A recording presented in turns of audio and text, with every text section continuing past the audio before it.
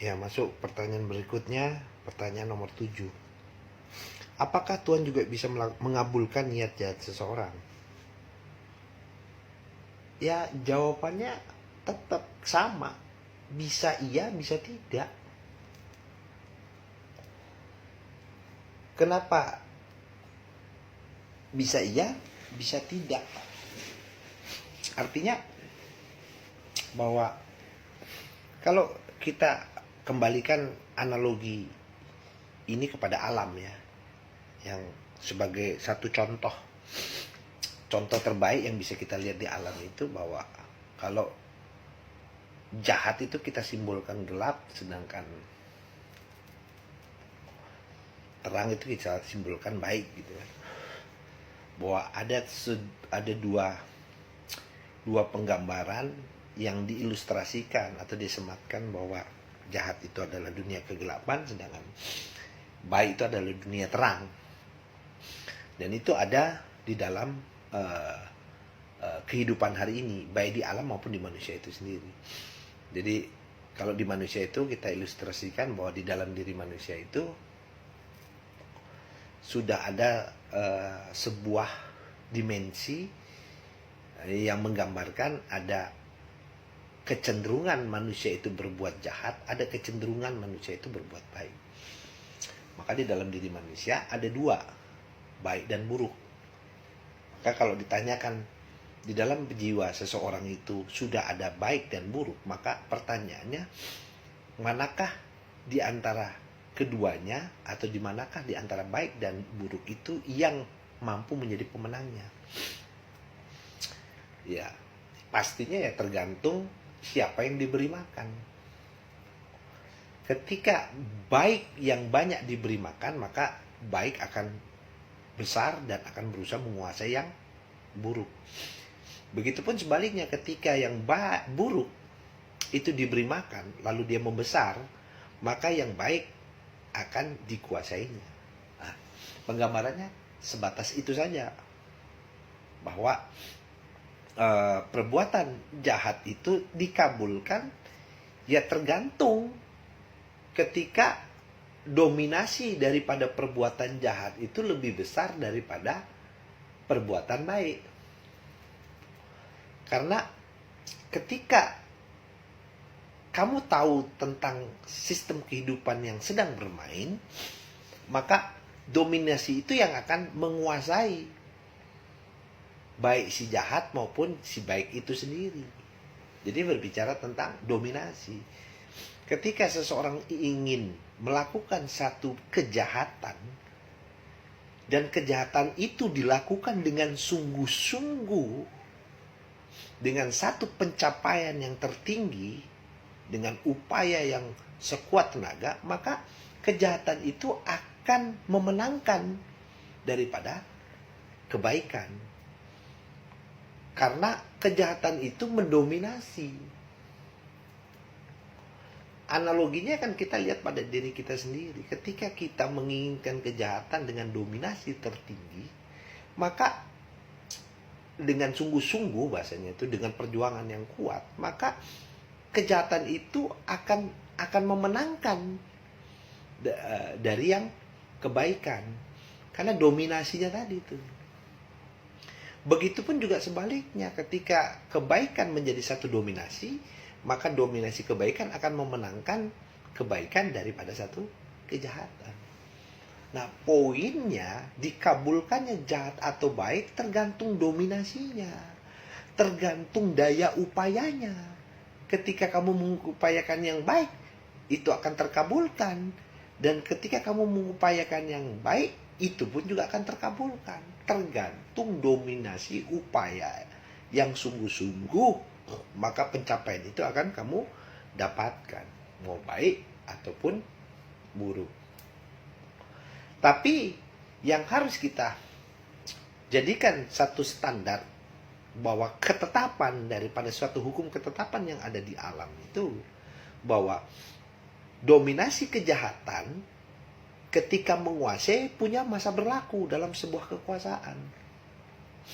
Itu digambarkan pada alam lagi, bahwa malam itu gambaran daripada sebuah kekuasaan jahat, maka dia punya masa berlaku ketika titik puncak daripada kegelapan itu kegelapan itu berujung kepada menuju kepada satu titik puncak tertinggi dari sebuah kejahatan. Nah,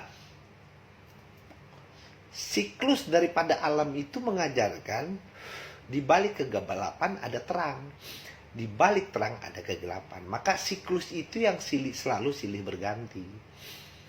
Itulah gambaran daripada sebuah keseimbangan. Jadi ketika dominasi kejahatan itu menguasai, maka dia akan memenangkan pertandingan daripada kebaikan. Jahatlah yang menjadi menang karena dominasinya kejahatan. Tapi kejahatan punya masa berlaku ketika titik puncak kejahatan itu pada titik terpuncak. Katakanlah dimulai dari kita bagi 12 jam, 12 jam, 12 jam gelap, 12 jam terang. Titik puncak gelap itu pada 6 sore akan berujung kepada titik puncak tertinggi kegelapan adalah jam 12 malam. Itu titik puncak tertinggi. Nah, maka ketika sampai titik puncak tertinggi sebuah kejahatan, maka dia akan bergerak turun untuk mengalami perpindahan pada satu titik terang terendah, titik terang terendah. Maka dia bergerak turun. Ketika dia bergerak turun, kejahatan itu melemah, akan menuju kepada satu perbaikan-perbaikan. Artinya ketika orang berbuat jahat sejahat-jahatnya sampai titik puncak kejahatan, dia akan bergerak turun. Nantinya akan mengalami satu perbaikan-perbaikan yang menuju pada satu kebaikan. Nah, itu karena siklus. Itu hukumnya begitu, hukum ketetapannya begitu. Jadi kalau dikatakan pertanyaan apakah Tuhan bisa mengabulkan niat jahat seseorang? Bisa iya, bisa tidak. Apa poinnya?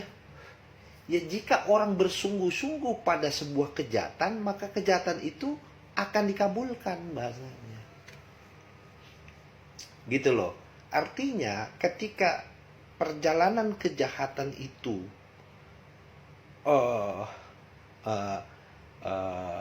naik kepada akan berjalan, ketika kamu berjalan dengan sungguh-sungguh, maka percepatan daripada kegelapan itu akan terasa cepat, walaupun terlihat tidak cepat, walaupun terlihat seperti cepat, perasaannya seperti cepat, tetap jalannya tetap sama, waktunya tetap sama, akan menuju pada satu kejahatan tingkat tertinggi gitu. Jadi pengabulan doa atau seseorang itu minta untuk suatu kejahatan, maka dia akan mendapatkan kejahatan itu. Intinya, poinnya ada upaya, usaha, sungguh-sungguh dalam mencapai kejahatan itu. Pasti terjadi. Karena dikabulkannya doa ya tergantung daya upayamu, gitu loh bahasanya. Kalau kita buat ilustrasikan bahwa kejahatan itu tergantung bagaimana kita memanage, membuatnya menjadi kenyataan. Karena terkabulnya doa itu ya bagaimana kitanya berkehendak menuju pada doa itu. Artinya doa itu akan terkabulkan ketika ada satu pergerakan, ada satu perbuatan yang menuju kepada kejahatan itu. Tanpa adanya pergerakan atau perbuatan, ya tidak akan pernah terjadi kejahatan itu. Misalnya, contoh kamu berdoa. Ketika kamu berdoa, maka doa itu bagaimana doa itu bisa dikabulkan? Ya kalau ada ikhtiar, ada upaya usaha untuk menuju kepada apa yang kamu doakan. Ya Allah, bagi saya duit. Tapi dia tidak bergerak dan berbuat apa-apa, ya tidak akan pernah terjadi. Perbuatan itulah yang menunjukkan doanya itu terkabul gitu loh. Jadi terkabulnya doa ya karena upaya. Jadi kehendak manusia itu menunjukkan tujuan terkabulkannya doa. Jadi kamulah yang berkehendak, maka dengan kehendak itulah kamu menuju pada kehendak itu agar dapat direalisasikan. Artinya bisa dikatakan bahwa ketika manusia berhasil terkabul doanya, ketika 99% dia menuju kepada doa itu, maka 1% itu menjadi keputusan yang mutlak bahwa doa itu terkabulkan. Lalu bagaimana ketika di tengah jalan itu doa itu tidak terkabulkan? Berarti ada upaya, usaha yang tidak sungguh-sungguh atas doa yang diminta, kriteria atau ketentuan daripada terkabulnya doa itu tidak direalisasikan, maka tidak akan pernah terjadi. Ya sama tadi, orang berdoa minta rezeki tapi nggak ada ikhtiarnya, dia jadi tidak akan terwujud. Terwujudnya doa ya ketika ada upaya usaha menuju kepada doa itu agar terjadi. Jadi 99% kehendak ada pada diri kamu, 1% ya Tuhan yang memberikan keputusan itu. Artinya keputusan terjadi ya, tanda tangan sign, ketika sudah 99% upayamu dengan sungguh-sungguh menuju kepada terkabulnya doa itu. Sehingga 1% diputuskan, maka terkabullah doa itu, baik jahat maupun buruk. Jadi nggak ada yang salah tuh, poinnya bukan pada baik dan buruk doa itu terkabulkan, tapi upaya dan kesungguhan itulah yang menjadikan doa itu terkabulkan, bukan pada baik atau buruknya. Jadi baik terkabul, buruk pun terkabul, tergantung upaya yang kamu lakukan menuju pada doa apa yang kamu ingin doakan atau kamu panjatkan, sehingga berhasilnya doa itu, terrealisasinya doa itu menjadi jahat atau menjadi baik, gitu ya. Jadi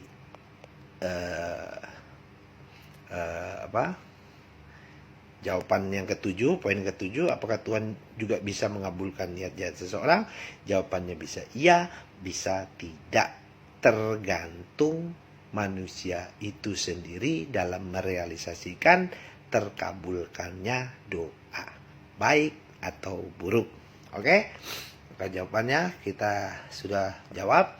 Kita masuk ke pertanyaan-pertanyaan berikutnya.